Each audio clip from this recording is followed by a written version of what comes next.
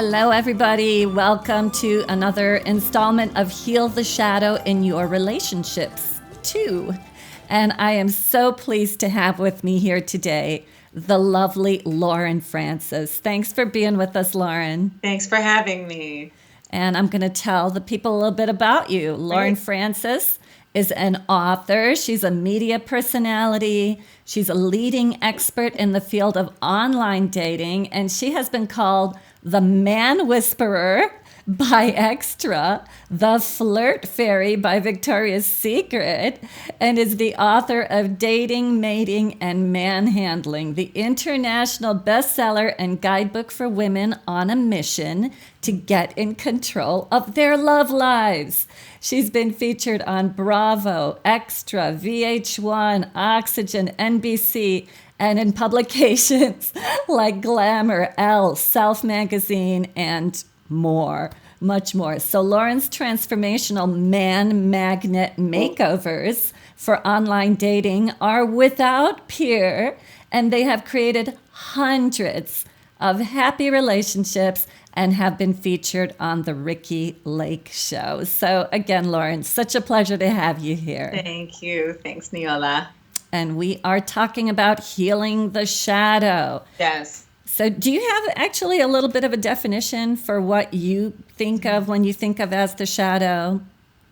Oh, I think that it's such a beautiful question and such a beautiful topic for a seminar. The shadow part of ourselves is really the unconscious part.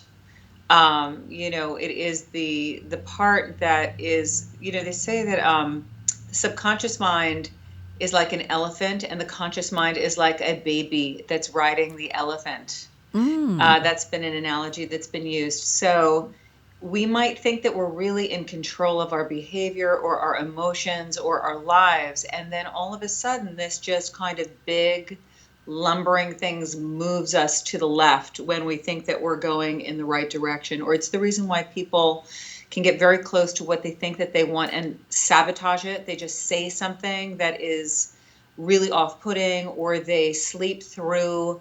I had a client who was about to meet someone that she was trying to romantically reconnect with. I call it a romantic reboot. And she slept through her dinner appointment. So that is an example of the unconscious mind being in control and being at odds with the conscious mind. Lauren, that was a great explanation of the shadow. And I love that image of the little baby on the elephant. The elephant is in control. And I heard a statistic that, 10% of our lives are run by our conscious mind, which is the baby, and 90% of our lives are run by the elephant, by the unconscious mind. Right. And it's very important. So it's very important to be able to have processes that shine light on the unconscious or hidden parts of ourselves. And I had a Absolutely. beautiful teacher, actually Sandra Ray, Oh, who was the queen yes. of rebirthing, used to say that, your results are your guru. So whatever your romantic results are, that is the thing that actually kind of will inform you, and which will explain to you if you see over and over again that you keep having fractured relationships, or that you keep pulling men in that you feel are abusive, for example, and then, that you go into the victim. If you have something that repeats over and over again, that is a beautiful representation of your subconscious mind in full play, because no one would choose to be in negative relationships or destructive relationships No. consciously. It's just that is our unconscious choice. So there are ways and processes to kind of gain illumination about those parts of ourselves, and I'll share some of those today. Well, I can't wait to hear about them. Do you want to start with that, or do you want to start with actually, one of the questions I wanted to ask you was, let's take women who are getting back into dating after a breakup, after a divorce. Yeah. Why is there so much romantic downtime for so many women? Oh, okay. Well, I think that what happens is women that fall in love, that get married, that have children, or that are just in long-term relationships, um, can get so hurt by those experiences that they often kind of they retract from putting themselves back out in the field, and they often think that, okay, I'm going to get my career together, or I'm going to get my kids on track, and then I'll get back to dating later, sometime in the future when I feel strong enough and ready enough to take it on again. But the problem is that if you don't heal these kinds of if you had a really destructive or torturous relationship or series of relationships, I call it almost like, a fracture in the ice. If you are on a lake and it's frozen over, there's like a break, and then there's another heartbreak, and there's another heartbreak, and then you're through the ice. And then you pull yourself out, and then you're like, okay, I'm not going back in there again, right? For a long time. Yeah. So that is what it's like for a lot of women. And so they just get caught up in the busyness of their lives, in careers, in kids, and they become kind of the ladies in the tower that are just really kind of sequestered and protected from getting hurt again. And honestly, it's not unwise to not want to get hurt again. It's a survival strategy. Absolutely. Yeah. We don't want to feel those feelings. Are you kidding? Yeah. So the subconscious mind is often at play, because you can think, oh, I'm lonely, or you can watch a romantic movie and think, God, I wish I had somebody with me for Christmas. But the dread that comes up, the palpable fear, anxiety, disgust, and negative reaction to putting yourself out there, right, for most women is a visceral thing, and it's and who can blame them? Right? Right. And, I always tell everybody that's the purpose of the shadow, is to protect us from feeling those horrible feelings. And that's why we have our guard up and we don't know it unconsciously. Right. Yeah. So if you're single and if you had a breakup and you haven't dated in over a year, your subconscious mind is actually protecting you. Yeah. The sentinels are standing at the gate and going, you will not pass. No one will get, you're not letting down that drawbridge for anybody, right? You're sequestered in a little romantic moat. In a castle behind a moat, yes. Yes. So this is the problem. This is the problem that they're facing. That's what you're saying. Yeah, the big problems. So that's one of the problems, is that you just kind of don't want to get hurt again. Then you get caught up in the busyness of your life, where you're scheduled out of romance, and then you get out of the habit of creating love. A lot of women that are in long-term relationships that are suddenly single haven't had to flirt, right, in years. Right. Might be part of the reason why their relationships didn't work out, because a lot of times the romance stops in long-term relationships. And then all of a sudden you are now at a different life stage, right? It's different dating in your 20s than it is dating in your 40s, 50s, 60s, radically different. And then you're also dealing with technology. You're dealing with online dating. Nobody was raised thinking, wow, I'm going to grow up, get married, get divorced, and then go online.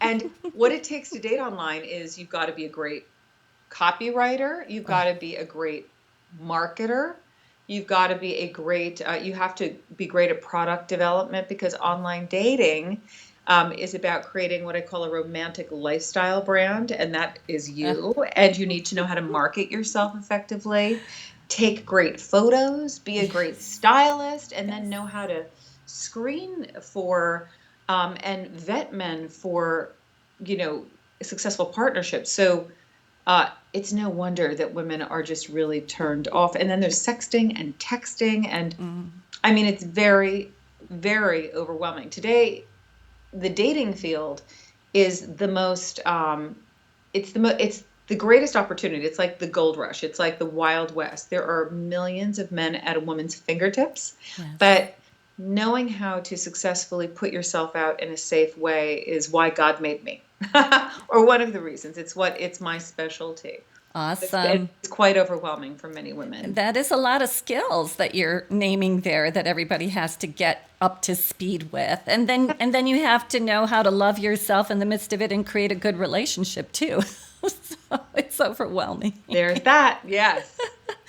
So let's talk about dating blind spots. What are the dating blind spots in early phases of dating for most women. Let's assume they got you to get them a great profile online. Now they're going to start dating these wonderful men, and let's talk about those blind spots. Okay, so one of the biggest mistakes that many women make, and men, is that, but I'm going to specifically speak to women, is that first of all, what you need to know is that on a first date, everybody's looking for a reason to disqualify their partner. Wow, interesting. It is what's happening, and because there's so much availability of people to date, everybody is now like a superstar. Everybody can have go. You could go on 50 dates a night if you had the physical Oh my strength. Nobody's God. got much stamina, I but can't imagine. so your options are now pretty much limitless because of the internet. And if you're single and you're not online, contact me.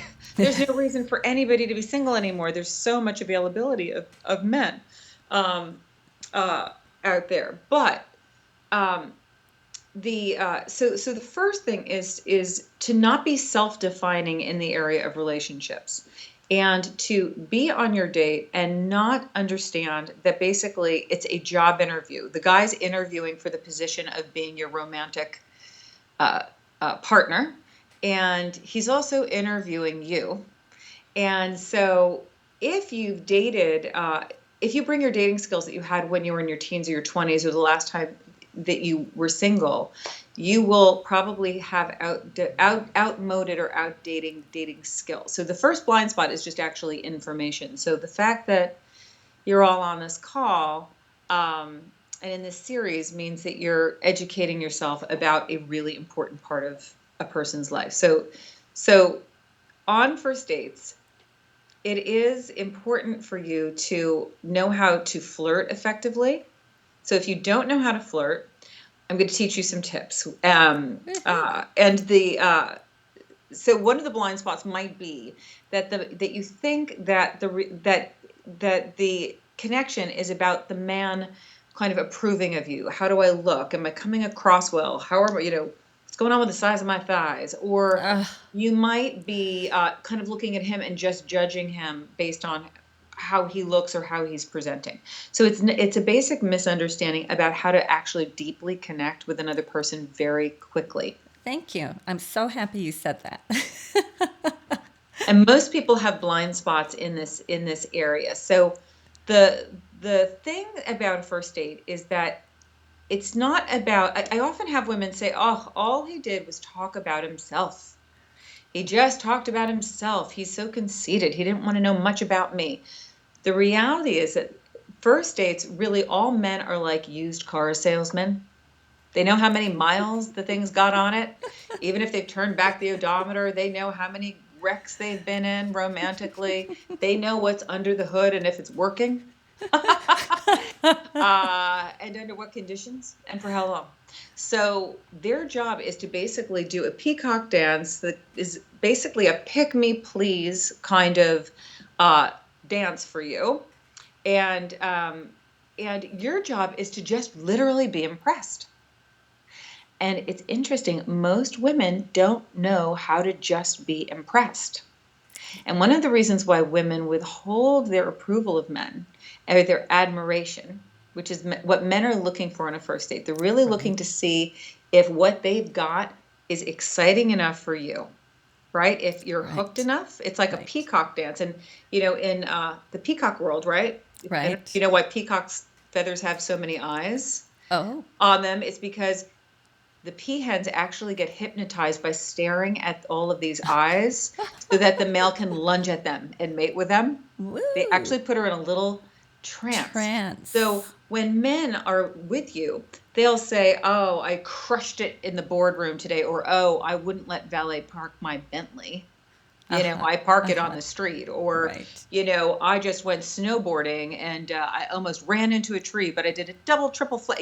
They will, or I've got 7 cars, I've got avocado trees, I've got, whatever it is that they've got that they think that you will be impressed with, they will start throwing out there to see if you like it. Now, a lot of times women are withholders in terms of their approval. So I actually launched a woman. I do these things called the Man Magnet Makeover, which you shared about. And women fly in and we do physical makeovers and take pictures and write their profiles. So she was getting tons of hits online, tons of hits online. She was going out on a bunch of first dates. And then she wasn't getting a call for a second or third date. And she was like, what's wrong? I don't know what I'm doing wrong. And I said, okay, well, what's happening? And she said, well, they start going on and on about their yachts and their thises and their that's. And I was like, and what do you do when they kind of share about how awesome they are? She was like, well, what do you mean? And I said, well, what do you mean? Like, what are you doing? She said, well, I go, mm-hmm. And I said, don't you say, wow, that's amazing? Or how did you become fascinated about particle physics, George? Like, that's incredible. And she said, no, I don't want them to think I'm a gold digger. Interesting. So the reality is that no man that's created or amassed wealth is going to go out with a woman who's not impressed with the fact that he has done so, right? Don't you think it comes from women's inability to receive? Like, she's not receiving him. She's not receiving what he has to offer. That's a really good way to put it. Or it could just be that she's not appreciating or approving of him. She's not acting like he's good enough. Yeah. She's withholding actually approval. And all men need approval. There's the man fact, gals. It's like, it's that simple. So whether it's about the fact that they won the poetry competition or that he's working 2 jobs and taking care of his kids, whatever it is that the man talks about, it could be that he's got, apparatus the size of Tommy Lee's. I don't know what it is that he's going to try to like flatter you, entice you with. But whatever it is, when you hear it, your job is to just go, oh, how amazing. Now, part of the reason why women are compliment withholders is because sometimes women don't know how they feel about the guy yet. So they don't want to mislead him. They don't want to let him think that he's got more of a chance than he actually does. Maybe they don't want to appear easy. I don't know. Exactly. Or available. But here's the thing. That kind of game playing, it's a bad man plan.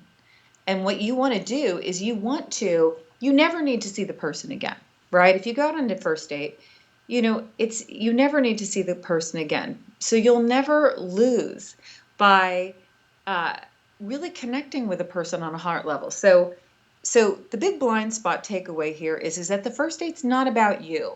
The first date is really all about the guy. He's going to be trying to impress you. He's going to say things like, oh, I can't wait until we have herring in Amsterdam. I had a date say that to me once. We never went to Amsterdam. But we did go to Berlin. So, but be that as it may, what you want to do is when you hear a man share about his accomplishments, your job is to go, wow, that's so amazing. What inspired you to get involved with that? Or what is the most, what is it that fires you up more than anything else? What is your raison d'etre? What is the thing that's the most important for you to accomplish? I talk about this a lot in my coaching.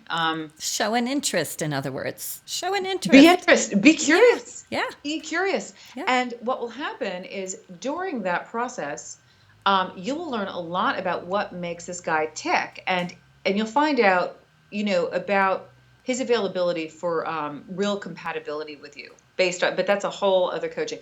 Now, I will bring up that there is a shadow thing that happens that men will do. They'll drop it. And I actually have a gift for everybody. Cupid's inbox. It's the heartache prevention question and how to tell if he's the one from date one. So this is part of the tip, but there'll be more in the podcast. And then we've got, I think, a Ghostbust Your Love Life podcast, how to unhex your heart from past loves. Excellent. That'll be great. Be really good. But this is from this amazing podcast. So on a first date, while a man's flaunting his fine feathers, you may miss the little 666 that's branded right on the middle of his chest.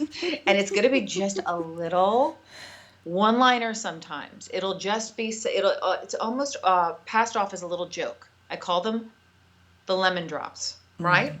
And this is when he will let you know exactly what is wrong with him, what he thinks you're going to object to.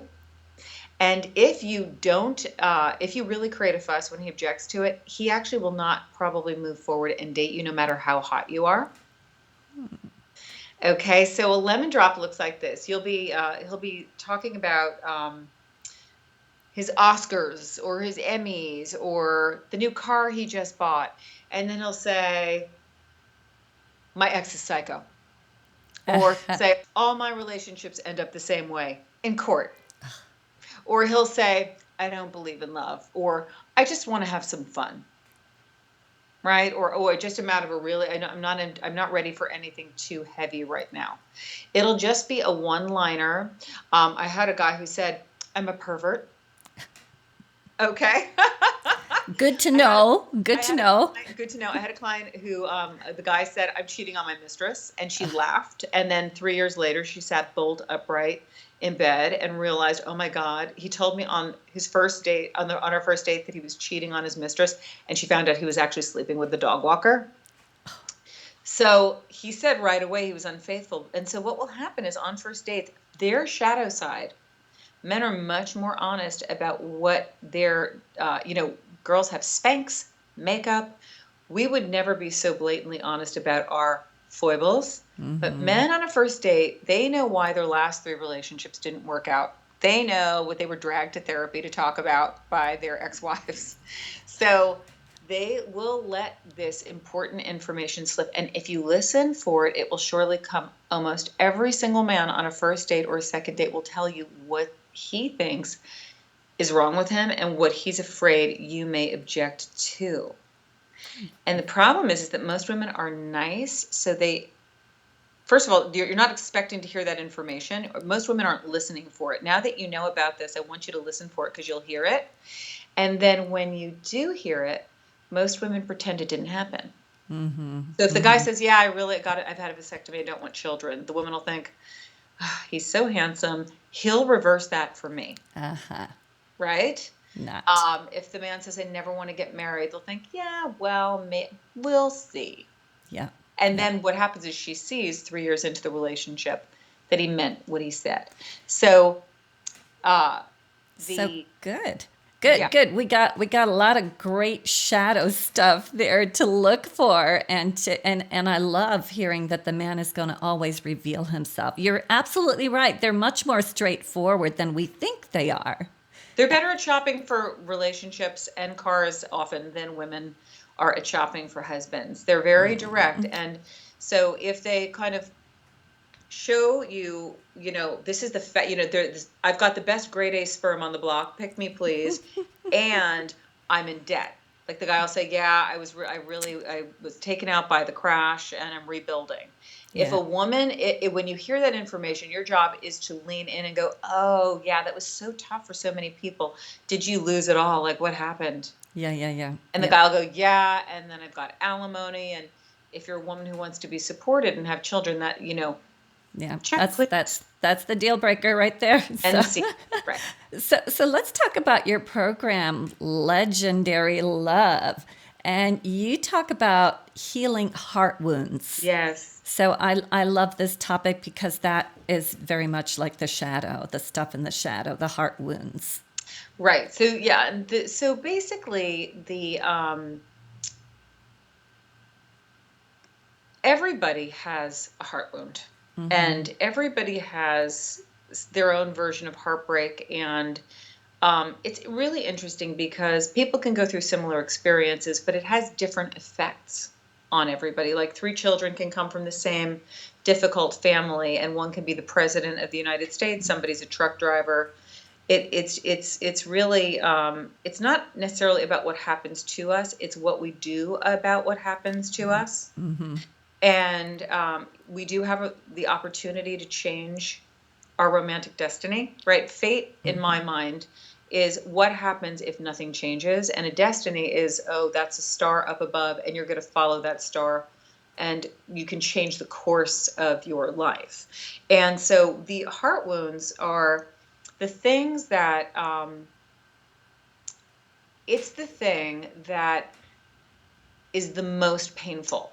dynamic for you, whatever that might be. And there are many wounds and woundings that happen to people, but there's usually like a core wounding. Right. And this can happen from, either a parent, one parent, both parents, the relationship between the parents and how it affected you, your sibling relationships. And then you can get re-injured by replaying those dynamics in your romantic relationship. So Right. I have a podcast program that kind of walks you through how to really name and define what your heart wound is. But just for the purposes of our talk today, it is the thing where it might be, I always get abandoned, Right. or That's pretty common. I never get picked. I Yes. always come in second, never the priority. Or it could be I get betrayed. I always get cheated on. Whatever that, it's the core through line Mm-hmm. of your romantic life, and it is the thing that causes you the most pain. So what that is, uh, that's a thing that happened. It was an actual event that happened to you, and it's a wound that happened to you. Now, the shadow that develops around a heart wound is all of the unconscious stuff, because these heart wounds are, for the most part, pretty conscious. And if you're not really conscious about them, my program will help really define very quickly what the primary wound is. And then once you know what that primary heart wound is, I call it the legendary love dynamic. And in relationships, what I want is not an incremental improvement over your last bad relationship. I would like to see a 180-degree improvement. I'd like to see you go in a completely different direction. So if, for example, you were betrayed, the most important thing you would need to find in a lover would be honesty, right? Right. You would Absolutely. actually need to find someone who was profoundly straightforward and honest with you. If you were someone who um, was abandoned, you would need to find someone who actually protected you, Mm-hmm. Or is right? totally loyal. Or was totally loyal. Yes. So it is 180-degree difference between the thing that actually broke your heart. And this is why it's so interesting. Women can find what I call the perfect on paper prince. That's the guy that's got, everything on paper that you could want. He could, be 6'2" with eyes of blue and look like John Hamm. And he could be the CEO of a Fortune 500 company and have a yacht and a boat he could have 2 children, and he could have everything that you could possibly want. But if you're somebody that was abandoned, and you're with a really busy CEO that where you can't be the priority, he's got to get on the Right. jet, he's got to take that trip. Uh, you can't be his number one. He's got a lot of competing Yeah, and that interests happens, and or people. we see it happen. That's the perfect match for somebody who is into attracting the abandoning person. Yes, exactly. Yep. So that would be a re-injuring of your heart wound. And so I always say that I don't want you to be in a relationship where you've got to work really hard to Mm-hmm. not get hurt. Right. Right. Yeah. Okay? If you have to Exactly. work really hard over and over again to not get hurt, it's usually because your heart wound is attracting someone who's going to re-injure you, Yes. so that you can see your unconscious mind or your shadow self really clearly, so that you can Yes. see, oh, I got abandoned. Oh, I got abandoned because, oh my God, I'm getting abandoned right now. And you can change that dynamic with consciousness. So now the thing is that you might not be able to change it with that person, Right. because the person, if you pulled in somebody who is ripping the scab off of your heart over and over again and over and over again, it's going to be very hard for you to potentially change that dynamic with that person. So that's where, as single women, if you're single and you're watching this program, um, you have a beautiful opportunity to make a hard left right? And to go out of agreement with what you are used to, where you are, it's like what you're aiming for when it comes to love. And so the big shadow really is that women don't really know what they're looking for. They Yeah. know on the surface what they think might be a good idea, but they're not choosing from this core, because this is the ultimate need. And I always say that, you don't need all of the apples. You can want all of the apples, but you don't need all of the apples. The thing that you have to have is this heart wound needs to get healed. And that is what I call a legendary love dynamic. I love it. I And that's love it. for, And you also say that heart wounds hold the hidden key to unlocking the door to your future happiness. And I love hearing about that. So let's hear what you have to thank say you. about that. Yes, well, once you find out what your heart wound is, and then once you come up with the corrective need, right? The thing that is completely 180 degrees different. And you go and you find somebody, you start vetting men for their ability to provide that thing. Once that thing gets moved to first position. So let's say you really felt devalued in relationship. I have a client who always feels devalued in relationships and denigrated, actually. Humiliated, taken down, disrespected. That was a dynamic in her family. And so she will find the most fabulous men who actually disrespect her, don't treat her like she's got value. She's someone who has had affairs with people. She'll be the affair girl. Yeah. She's not number one. And even though these men have a ton of money and property and prestige, and they have awesome sex with her and are interested, the dynamic, the way that the relationship is set up so that she feels badly about herself. So if you're with, once you know your heart wound and once you know the key to your future, which is that for her, she would need to be treated like a treasure. I said, baby, you are so beautiful and you need to treat yourself like you're a precious jewel. And any man that comes in and that doesn't put you like in a very safe space, that in a place of position, and doesn't raise you up and treat you with value, like out, right? Yeah. Yeah. And so that is the key to her happiness. That's the key to your happiness as a woman, is to find the man who can heal that thing. And this is also, it's really interesting, Yola. It's also why women, you can pull in men that have everything that a girl could want, but it just doesn't solve that itch. Like there's something that's not satisfied. That it's usually because the heart wound is actually not getting healed. Healed. That's the bottom line. So I love that you say you take that heart wound, turn it around 180 degrees. And the way that I would work with people is tell them, do your affirmations around that is your new reality. That Right. is now your new reality. This is what you're going to go for. And now you know what your future is. Now you know what to base your relationship on. The exact opposite of that wound, that shadow aspect. I love it. Yeah, and I call it the Elixir of Love. So in the program, which you can check out, it's called Legendary Love. It really creates, we define the heart wound, we define the magical elixir, the key to your heart, and then how to vet men successfully for this particular dynamic. Sometimes you may be in a relationship with someone where, you're a little bit at odds on this core level, and sometimes there are ways to work, do like some kind of workaround and really ask for your needs to get met, because sometimes it's just that your shadow is used to being in this position, and the person doesn't even really want to treat you that way. But sometimes there are things that women do that actually provoke people into treating them badly. We teach others how to treat us, and it's based on how we're You're treating great. ourselves. So it's where we're I love you. comfortable. Yeah.